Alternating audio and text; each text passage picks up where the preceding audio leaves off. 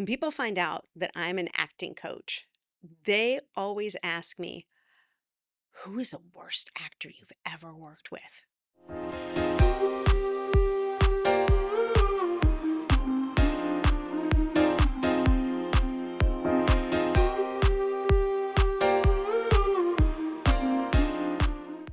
So, subscribe for more. No, I'm going to tell you, but don't forget to like and comment and subscribe. The worst actor I've worked with. Well, I don't like to gossip. I try not to. And I find that almost all actors are my I just I love actors. They're wonderful and brave. So I don't like to tear actors down, but here's a few. Let's call him Harry Handsome. Harry Handsome is so handsome that in his life, he doesn't have to have any charm.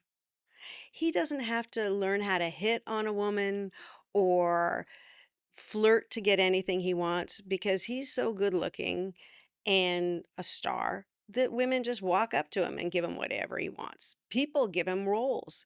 He doesn't have to be the best actor because he looks the best on screen. Those people frustrate me because there's not really a desire to learn how to do this. Can you be too handsome to act? Of course not. There are so many insanely good looking people who are the most talented. They don't take their looks for granted. They know to work for it and they understand our looks will fade. They will change. We will look different than we did in our 20s if we want to stick with the business. But this particular actor, and I'm thinking of one, but there's about three that I could include with Handsome Harry, just don't understand the process, don't care to understand the process. They get what they want by showing up and being a good looking dude or a beautiful girl. So that's the first one. Then I want to talk to you a little about Lazy Lynn. So sometimes they do understand how to work. They just don't want to put the effort in because, again, they don't need to. They don't think they need to because they're getting hired anyway for whatever reason. Maybe it's their looks, maybe it's their connections, maybe it's that and I'll talk a little bit about this in another person, but this can also be with Lazy Lynn because they have connections in other parts of the industry that are pertinent to the role that they're playing. They just don't bother. They don't bother to read the whole script. They don't bother to do your character breakdown. They might understand how to do it, but they don't know, they don't care. Let's talk about Steve Starr. Steve Starr is perhaps an athlete or a singer or rapper or somebody who is doing something at a very high level in another industry. Quite often, by the way, because don't you start looking up who I work with, because most of the people that you would think I'm talking about, I'm not. There are certain people I just adore working with that are celebrities, that are athletes, that are singers, and I adore them. But this is the person who has no idea how to even approach it. If you're not a star, people will oftentimes say that you're green, meaning that you're new to the business, that you're not fully formed, ripe, you're green, you're new. And so I had Steve Starr, who was in another industry, say to me once when I was working with them, "Do you think that I should read the whole script?" Now, anybody who has studied with me knows that that is one of my biggest pet peeves. You must read the entire script. How in the world can you do a good job acting if you are only pulling from your sides? They call them sides that they give you in the morning. So Steve says, "Oh, they hand me the lines I need to learn for that day." So they learn them on the day. Would you watch these movies that this person has been in and have any idea? No, I don't think you would. Because there's enough people around to support and make it look good. But now that the skill set that Steve is so good at is not needed for other movies, I'm not seeing Steve in any other movies. He did those movies, he did them adequately, and now he's not working. What I want for my people, if they are celebrities or civilians or a star in another realm, I want people to say, whoa, I never knew they were such a good actor. Wow, I don't want them to be known as a great quarterback. I want them to be known as a great actor who used to be a quarterback. That's my goal always. Will they get opportunities? Absolutely. So let's talk about entitled Aaron. I like the name Aaron because it can be either gender. So, entitled Aaron might be an influencer, might be somebody who thinks that what they do is amazing and they are not interested in learning how to act or getting any notes. Which, by the way, if I'm hired, sometimes when I'm working on set, I'm hired by the actor more often than not. Sometimes I'm hired by the production. Sometimes it might be specific to a certain department or so I'm never hired hostily. I'm never hired because somebody doesn't want me there. So again, I love actors. If I'm hired for somebody who is not an actor and doesn't know what they're doing, I want to instill the love of acting in them.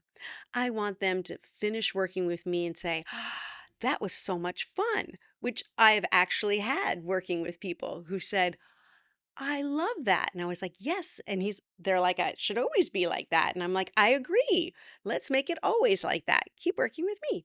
But entitled Aaron thinks because they have however million followers or whatever else is going on that people can wait for them on set. They don't have to show up when they're supposed to. They don't have to learn their lines. What sometimes actors do with that is they start changing the lines. And that's their cover for not having learned the lines. And let me just caveat that most of these times, these are not big celebrities, because I know you guys are going to go trolling through and try to figure out who I'm talking about. People who make it, for the most part, care about it and they understand the craft, whether they've worked with me or not. Careers are not flukes. They understand something in the business. But the entitlement, I should be able to do this. This is how I've always done it. I don't want to do it this way. I don't want to learn an accent. I don't want to do period work. I don't want to work on that I'm supposed to be cold or drunk or any of my sense memories. They'll fix that in post. An actor should never say they'll fix that in post. I mean, there might be some special effects that get to be, or some visual effects that get to be fixed in post. The performance shouldn't be fixed in post. That's when we're going to have to worry about AI actors. I don't believe we need to worry about them right now, but that's when we're going to need to worry about them, when people don't care about what it is that they put up. So every actor at one point in their career is green. They don't know what they're doing or they're brand new to it. And if you can get back to that with somebody who already has it, a lot of times the actors who might be entitled, who might think that everything should be handed to them, a lot of these actors are scared. They're scared that they're going to get found out. They're scared that what they do, that they don't know what they're doing as an actor. And so they overcompensate and they act like they know everything. And it really just comes from fear. I love actors so much. I don't want you to think this video is at all about tearing them down. So, what can we do? What can we do if maybe you're a huge star in one realm or you're brand new to it and somebody got you a leg up? How can you succeed and be one of those actors that I work with who I love and adore? Be humble. Go back to that humility, that understanding that maybe I don't know everything. This is something new for me to learn. That curiosity, approaching it with a sense of curiosity, I think is important in so many aspects of life. If you already know it, why are you doing it? I hope that every actor learns something on every set, every role, everything that you do, every day on set.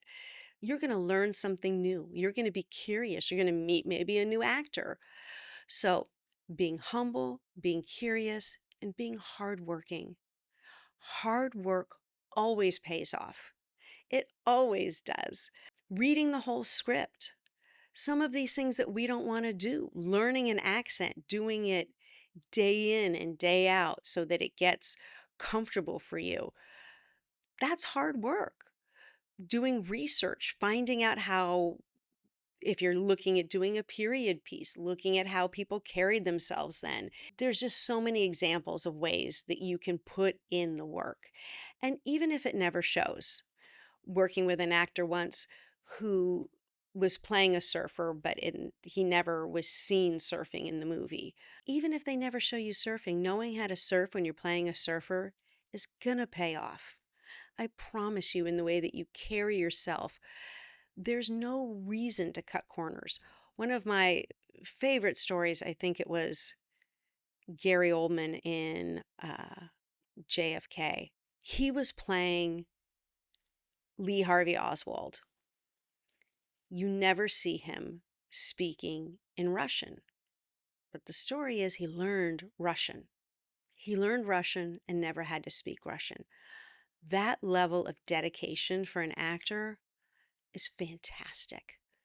It won't hurt you to learn the language that your character speaks, even if you don't speak in it in the movie. There are so many examples of things like that, of actors going above and beyond. It's never going to hurt you. The extra preparation is never going to hurt you. Can you be over rehearsed? Sometimes, but rehearsal, running lines, memorization, that is the last thing that actors are going to do. The actor's process starts with their character and their character work. All actors can learn and grow and get better. And the good thing is, the ones that I don't want to work with, very often I don't work with because they're not interested in learning how to act. They want to be a celebrity. And there's lots of opportunities for people to be celebrities and not be actors. If you want to learn how to act, if you are ready to do what you came here for, come and see me online or in person. And I've got to really think about these people that I've hated working with.